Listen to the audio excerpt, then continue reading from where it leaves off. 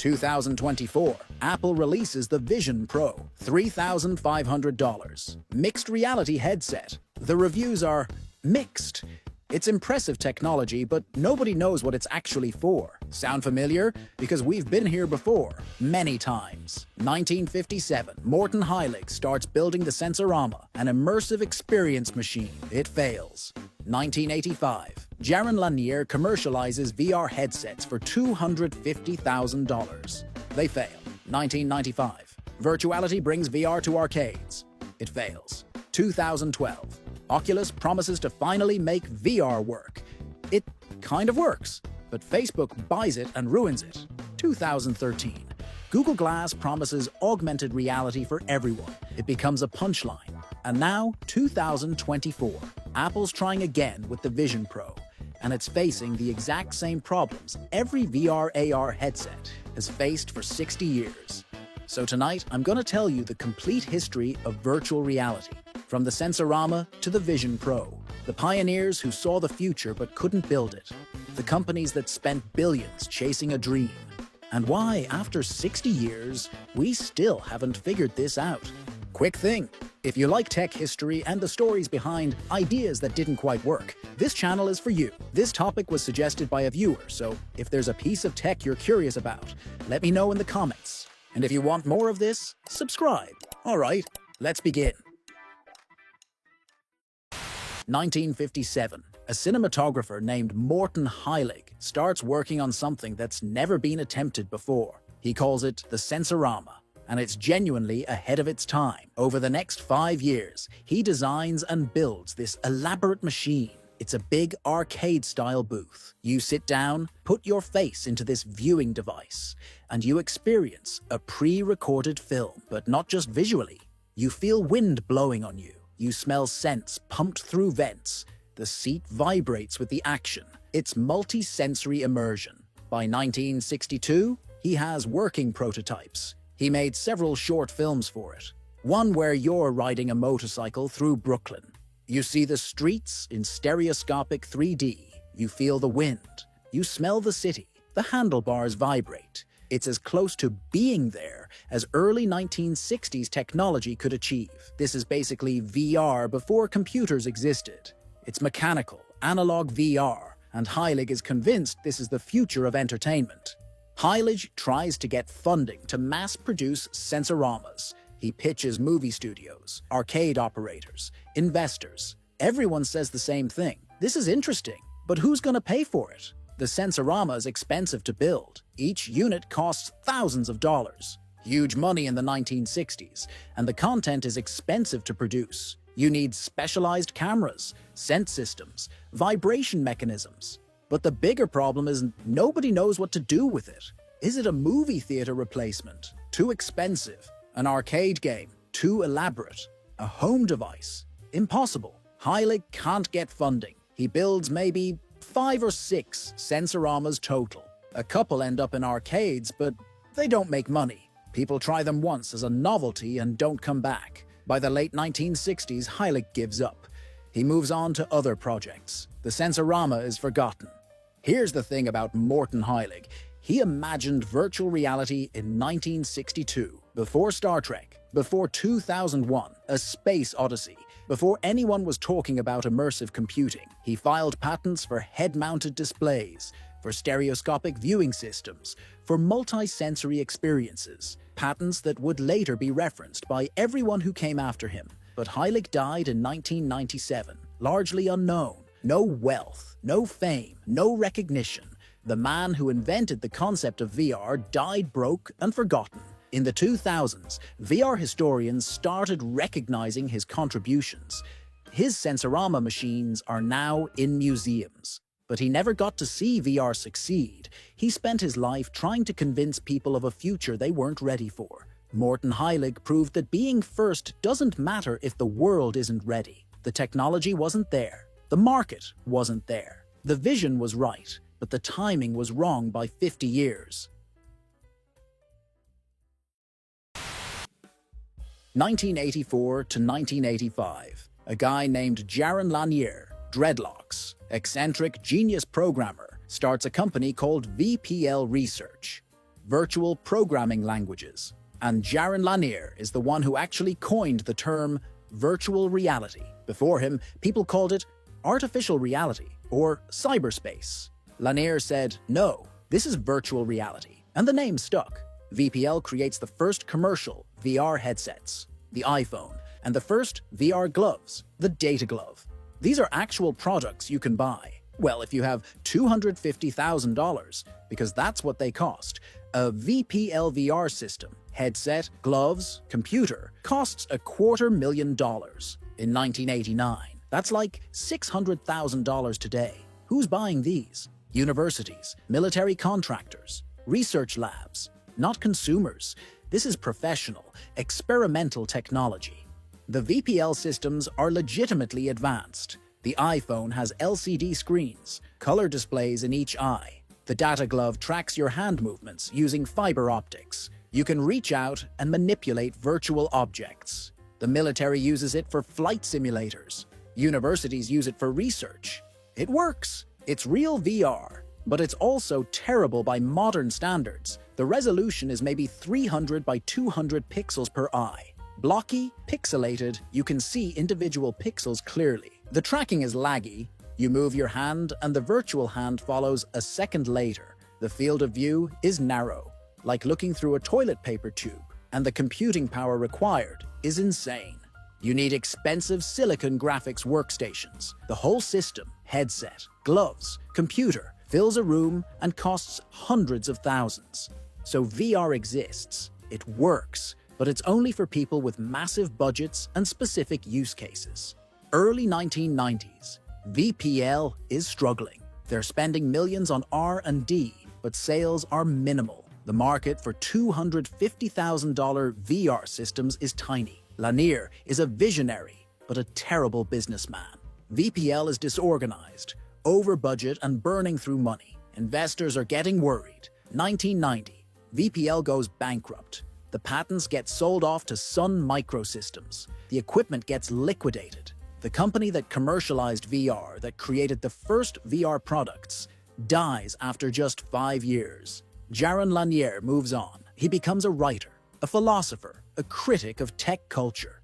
He later speaks out against social media, against big tech, against the dystopian direction Silicon Valley took. But in interviews, he talks about VPL with sadness. He was right about VR. He knew it would be huge, but the technology wasn't ready. The market wasn't ready. He was 30 years too early. VPL didn't succeed commercially, but it proved VR was possible. Every VR system that came after, from Virtuality to Oculus to Vision Pro, used concepts VPL pioneered. Head-mounted displays with stereoscopic vision, hand tracking, immersive 3D environments. All of that came from VPL. Jaron Lanier is now recognized as the father of VR. But for decades, he was just another tech entrepreneur who failed, another visionary who was too early. VPL's legacy is that they showed the world what VR could be. They just couldn't make it affordable or practical. Not yet.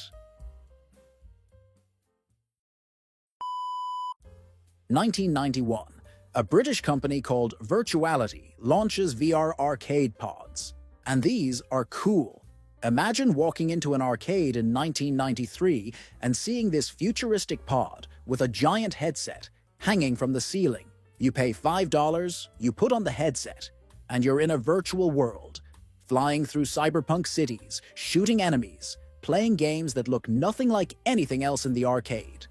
Virtuality pods show up in arcades across the UK, US, and Japan. They're expensive, $50,000 to $70,000 per pod. But arcade operators buy them because they're attention-grabbing. Kids line up to try VR. This is the first time regular people can experience virtual reality. Not researchers with $250,000 budgets. Regular kids with $5 in their pocket. And the response is mixed. The problem with Virtuality pods is the same problem all early VR had. The technology wasn't good enough yet. The graphics are blocky and pixelated. Like worse than a Super Nintendo. You're paying $5 for graphics that look like bad early 3D games. The headsets are heavy, like really heavy, several pounds on your face. After 5 minutes, your neck hurts. After 10 minutes, you want to take it off. The games are boring. You're flying through empty environments or shooting at simple enemies. There's no depth, no story, no reason to come back. And here's the killer: motion sickness. A lot of people get nauseous playing Virtuality games. The lag between head movement and screen update makes your brain confused. Some people feel sick for hours after. So people try it once, think that was okay, I guess, and never pay for it again. The novelty wears off immediately. 1995, 1996. Arcade operators start removing Virtuality pods. They're not making money. The initial curiosity is gone, and people aren't coming back. Meanwhile, home gaming is exploding. PlayStation launches in 1995. Nintendo 64 in 1996. Why pay $5 for 5 minutes of mediocre VR when you can buy a PlayStation and play games at home that look better? Virtuality tries to pivot. They release cheaper models. They create new games. They market to businesses for training simulations. Nothing works. 1997. Virtuality goes out of business. The pods get sold off for scrap. The company that brought VR to the masses dies after 6 years. Virtuality failed because they were caught in the impossible middle. The technology wasn't good enough to justify the price, but the price was necessary to pay for the technology. If Virtuality charged $1 per play, they'd never recoup the $70,000 pod cost. But at $5 per play, the experience wasn't good enough to justify it. And the technology was hitting a wall. To make VR actually good, high resolution, low latency, comfortable headsets, you'd need computing power that didn't exist yet. Virtuality was maxing out what 1990s hardware could do, and it still wasn't enough. Virtuality proved that VR arcades could exist, but they also proved that VR wouldn't go mainstream until the technology got drastically better, which wouldn't happen for another 20 years. 1995. Nintendo, one of the most successful gaming companies in the world, announces the Virtual Boy, and they're marketing it as virtual reality. Gunpei Yokoi, the legendary designer who created the Game Boy, he's leading the project. This is the guy who made Nintendo billions. Everyone trusts him. The pitch is simple: affordable VR gaming at home. Not $70,000 arcade pods. Not $250,000 research equipment. $180 for a VR console in your living room. Nintendo's marketing shows kids wearing the Virtual Boy, fully immersed in 3D games. The tagline: a 3D game for a 3D world. It looks revolutionary. It looks like Nintendo is bringing the future home. But here's the thing. The Virtual Boy wasn't actually VR. Not really. You couldn't look around. You couldn't move your head and have the world follow. You just put your face into this table-mounted visor and looked at a screen. It was stereoscopic 3D. Each eye saw a slightly different image to create depth. That's it. That's not virtual reality. That's just 3D. And worse, everything was red. Not full color, not even monochrome.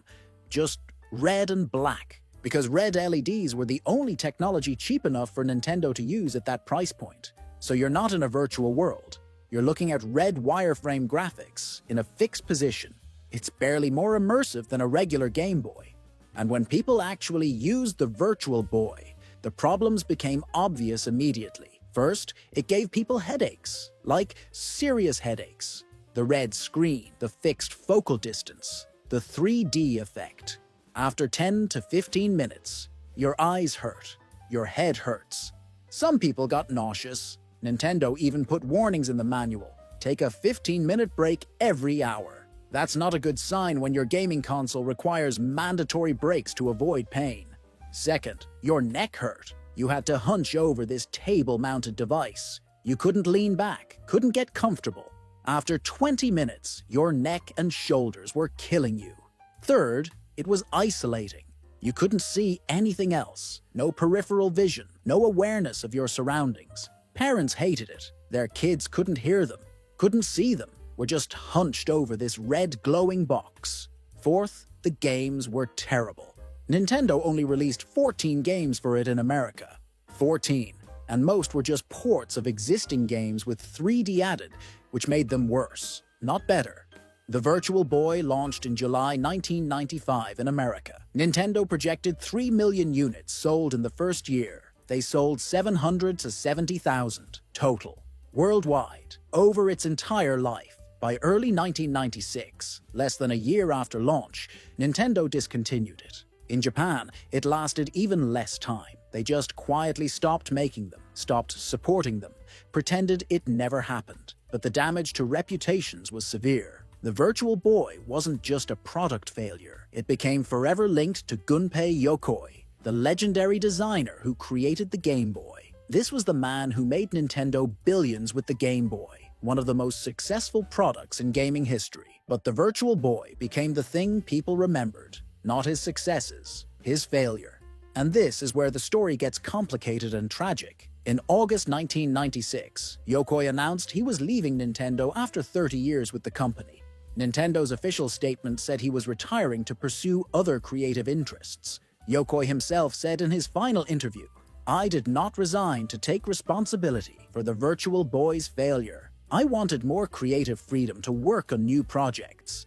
But many people didn't believe that. Industry observers like Hank Rogers, the man who brought Tetris to the world, later claimed Yokoi was pushed out because of the Virtual Boy disaster. Nintendo has always denied this. The truth remains debated to this day. What we know for certain is this.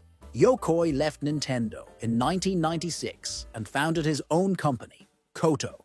He started working on a new handheld system called the WonderSwan. October 4th, 1997, just over a year after leaving Nintendo, Gunpei Yokoi died in a car accident on a highway. He had been involved in a minor fender bender and stepped out to inspect the damage when another car struck him. He was 56 years old.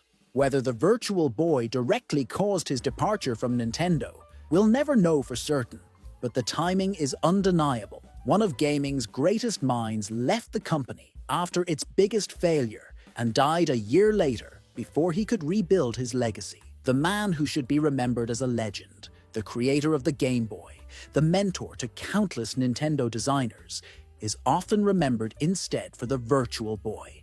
That's the cruelty of history. But the Virtual Boy's impact went beyond Nintendo. It killed VR as a concept for over a decade. After the Virtual Boy failed so spectacularly, no gaming company wanted to touch VR. It was toxic. It was a joke. Remember when Nintendo tried VR and it gave everyone headaches? Investors wouldn't fund VR startups. Publishers wouldn't greenlight VR games. The entire industry decided VR was dead, was never going to work, was a bad idea. From 1997 to 2012, 15 years, basically nobody tried to make consumer VR. The Virtual Boy had scared everyone away. It took Palmer Luckey building a headset in his trailer with duct tape to convince people to try again. That's how thoroughly the Virtual Boy killed VR's momentum. And the worst part? The Virtual Boy wasn't even real VR. It was a stereoscopic 3D with a gimmicky form factor. But it was marketed as VR, so when it failed, VR got the blame. The Virtual Boy is the cautionary tale that everyone in VR still references. It's the example of what not to do. Rush the technology, ignore user comfort, prioritize cost over experience. Nintendo learned their lesson. They didn't touch VR again for 25 years until they very carefully released Labo VR as an experiment. They're still scared of the Virtual Boy's ghost. So by 1997, VR was dead. Virtuality failed in arcades. Virtual Boy failed spectacularly at home. The technology wasn't ready. The market wasn't ready. Everyone agreed. VR was a bad idea that would never work. And then VR stayed dead for 15 years. Nobody wanted to touch it. Too many failures. Too many broken promises. Too much money lost. Until 2012, when a kid in a trailer built a VR headset with duct tape and ski goggles, and he proved everyone wrong. 2012. Palmer Luckey is 19 years old, living in a trailer in California, obsessed with VR. He's collected every VR headset he can find. Old Virtuality units, military surplus, anything. He's taking them apart, studying them, learning. And he realizes something. Modern smartphones have better screens than those old VR headsets. High-resolution displays, built-in sensors, mass-produced and cheap. What if you could build a VR headset using smartphone parts? So he does, in his trailer, with duct tape and ski goggle straps. He calls it the Rift, and he shows it to John Carmack, the legendary programmer who made Doom. Carmack tries it, and his mind is blown. This $300 DIY headset is better than the $250,000 professional systems from the 1990s. Better resolution, better tracking, lighter, more comfortable. Carmack tells Palmer, "You need to make this a company. This could bring VR back."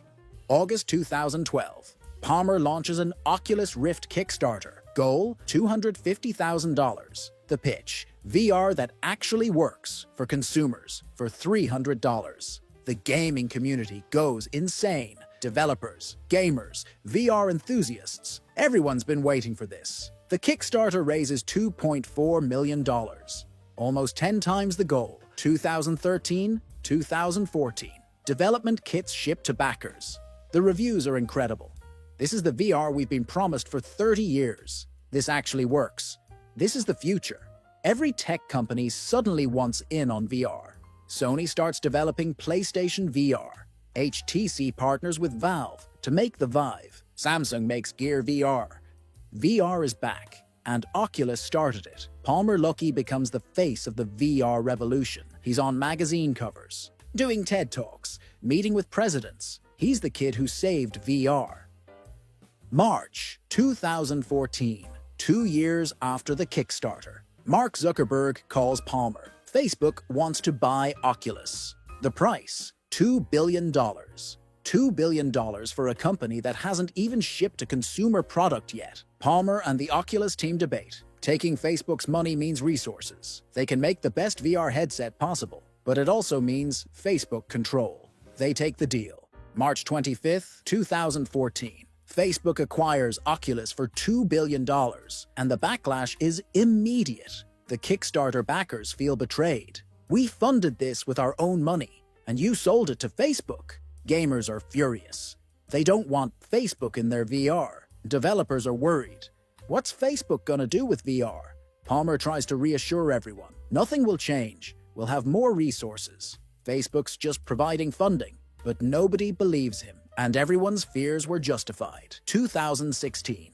The Oculus Rift finally launches. It's $599, and you still need a gaming PC that costs over $1,000. It's expensive and requires serious hardware. Sales are okay, but not amazing. 2017. Palmer Luckey leaves Facebook after political controversy. The founder of Oculus is no longer with the company. He leaves bitter and betrayed. 2020. Facebook requires Facebook accounts to use Oculus. You can't use VR without logging into Facebook. Privacy concerns explode. People refuse to buy them. 2021. Facebook rebrands to Meta. Zuckerberg goes all in on the metaverse. Oculus becomes MetaQuest. It's no longer about VR for gaming. It's about Zuckerberg's weird vision of virtual offices and digital avatars. The dream of Oculus, affordable VR for gamers, created by a passionate community, gets consumed by Facebook's corporate agenda. Palmer's vision gets distorted beyond recognition. Today, MetaQuest headsets are the most popular VR devices. They're affordable, $300 to $500. They work well, they have a decent game library, but they're also Facebook devices. Your VR usage is tracked. Your data is collected. You're in Facebook's ecosystem whether you want to be or not. Palmer Luckey went from the hero who saved VR to a cautionary tale about selling to big tech. He took the money, lost control, and watched his creation become something he never intended. In interviews, he admits he has regrets. Not about making VR work, about trusting Facebook. Oculus proved VR could be affordable and good, but at what cost?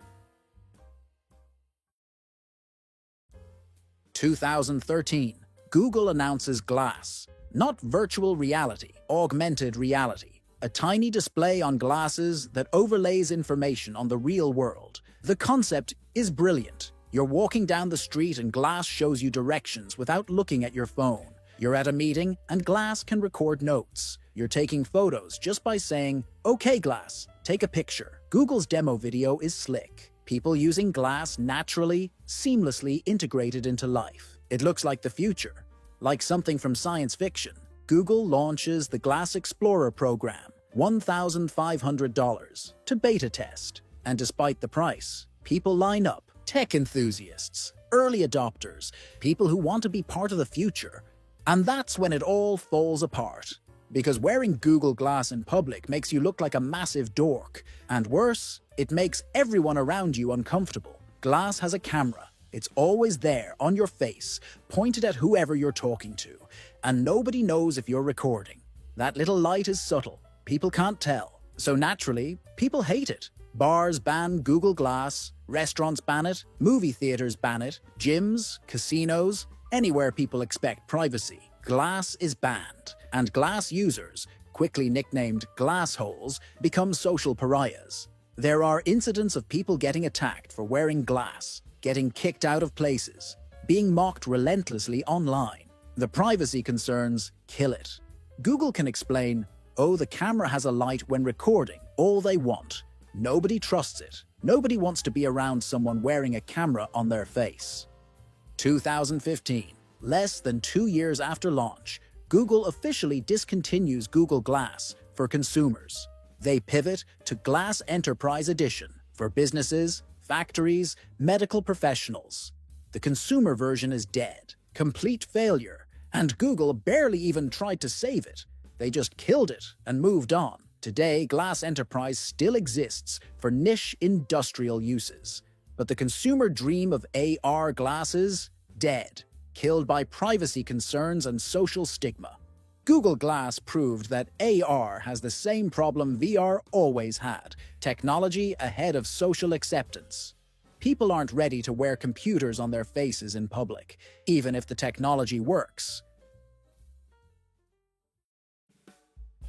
2024, Apple finally enters the game. The Vision Pro, $3,500. Mixed reality, both VR and AR combined. And technically, it's incredible. 4K displays per eye tracking, hand tracking, pass-through cameras so clear you can see the real world through them. The best VR/AR headset ever made. Apple's marketing is perfect. People working in virtual offices, watching movies on virtual screens, collaborating in virtual spaces. It looks amazing. And the reviews say the same thing. This is the best headset ever made. The technology is legitimately impressive. Apple nailed the hardware. But then you actually use it for more than a demo, and the same old problems emerge. It's heavy. After 30 minutes, your face hurts. Apple says it's comfortable. It's not. Not for extended use. It's isolating. You're wearing a headset. You can't see people's eyes. It's weird and antisocial. Apple tried to solve this with EyeSight, a screen on the front showing your eyes. But it looks creepy, not natural. It's expensive. $3,500 for a device that does what? You can watch movies in VR. Okay. You can work in virtual screens. Why? Is that better than a real monitor? You can browse the web. Cool. Your phone does that for $1,000 less.